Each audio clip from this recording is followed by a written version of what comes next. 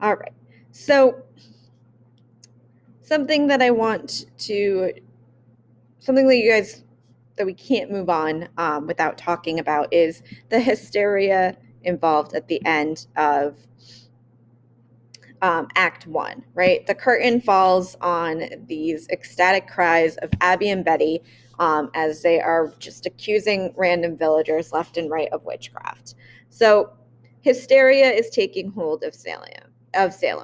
Hysteria is a situation in which many people behave or react in an extreme or uncontrolled way because of fear or anger or other emotions. So you want to think about the chain of events that have led to this scene, all right, and the characters who have contributed to this hysteria. Who is to blame? Um, so what you're going to do is you're going to mathematically break down the blame by creating a pie chart. You're going to assign a character a percentage of the blame according to his or her contribution. So you need to think which characters have contributed to the hysteria and about how much, like how much of the blame should this person hold for leading to this final scene. You need to include more than one character because this is a complex question. You're going to provide a brief explanation with textual evidence to support each character's percentage of the blame on this second page here. You do not need to use all of these character slots. You do need to have more than one character. You should probably have at least 3 characters on here. You're going to, in order to create a pie chart, it's pretty simple. You're going to go into insert chart and go into pie. So when you insert this pie chart, if you notice down here, it does ask you if you want to edit it in Sheets. So you can click on this button. If you miss clicking on that, like if it goes away, the other way to get there is to click on this little down caret and click Open Source. And it will open this thing in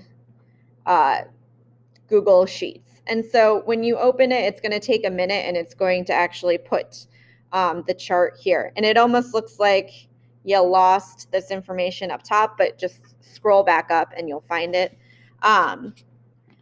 So if we move this out of the way to edit this chart, so where it says team 1, 2, 3, or 4, this is where the character's name should go. So if you're going to say that Abigail, Betty, Mercy, and Reverend Paris hold parts of the blame. That's where you go. Then you want to think, okay, so what percentage does each character hold? And so you want to make sure they add up to 100.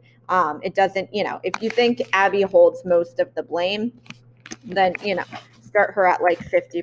You might go above, you might go below. That really depends, right? And so right now, I don't think we're adding up to 100. I think we're going beyond 100. So definitely make sure that this your percents add up to that you're adding up to 100 here. So maybe Betty's at 20 and now you're at 70%. So you have 30% to play around with, and you might say 15 and 15, right? And this is what your pie chart's going to look like. When you close out or go back, let's see, yes, so that should, if you close out of here, is that going to work? Okay. So when you come back to here, when you close out of there, you want to hit update, and it will come up with your pie chart that you made. Pretty simple, and then just kind of, keep it there. And then come down here and just give me an explanation as to why you gave the characters the percentages that you gave them.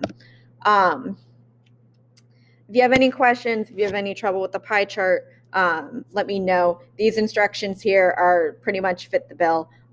So if you follow these to a T, it should work for you. But again, if you have problems, shoot me an email. I'm always here to help.